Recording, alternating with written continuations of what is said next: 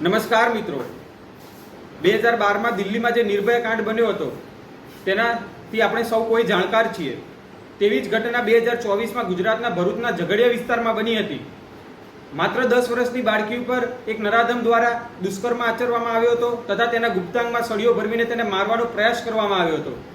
આ કેસમાં 2 દિવસ પહેલા નામદાર કોર્ટ દ્વારા તે આરોપીને સજા ફટકારવામાં આવી છે, ફાંસીની સજા ફટકારવામાં આવી છે. જે ચુકાદાને આમ આદમી પાર્ટીની વિદ્યાર્થી પાક સીવાયએસએસ તથા યુવા વિંગ અમે આવકારીએ છીએ. જે તે સમયે આ ઘટના બની હતી તે સમયે ગુજરાત સરકાર દ્વારા તેના પર ધ્યાન આપવામાં આવ્યું ન હતું.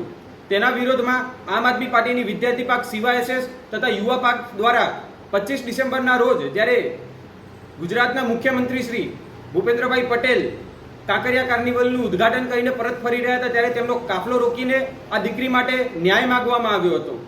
પરંતુ તે સમયે દાદાએ રજૂઆત સાંભળવાની જગ્યાએ તમામ અમારા કાર્યકર્તાઓની અટકાયત કરી હતી, અમારા ઉપર ખોટા કેસો દાખલ કર્યા હતા અને આખી રાત લોકઅપમાં રાખીને અમને ટોર્ચર કરવામાં આવ્યા હતા. પરંતુ અમે લોકશાહીમાં માનવાવાળા માણસો છીએ, બંધારણમાં માનવાવાળા માણસો છીએ.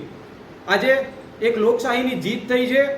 નામદાર કોર્ટ દ્વારા જે ચુકાદો આપવામાં આવ્યો છે તે સાબિત કરે છે કે દેશમાં અને ગુજરાતમાં હજી લોકશાહી જીવંત છે. અમે આ ફેસલાને આવકારીએ છીએ તથા ભારતીય જનતા પાર્ટીને હજી પણ કહેવા માંગીએ છીએ કે અમારા પડતર પ્રશ્નો હજી બાકી છે. પડતર પ્રશ્નો એ હતા કે અમે ફાંસીના કાનૂન માટે માંગણી કરી હતી, અમે ફાસ્ટ ટ્રેક કોર્ટમાં આ દુષ્કર્મના કેસો ચલાવવામાં આવે તેની માંગ કરી હતી. તેના ઉપર અડગ છીએ.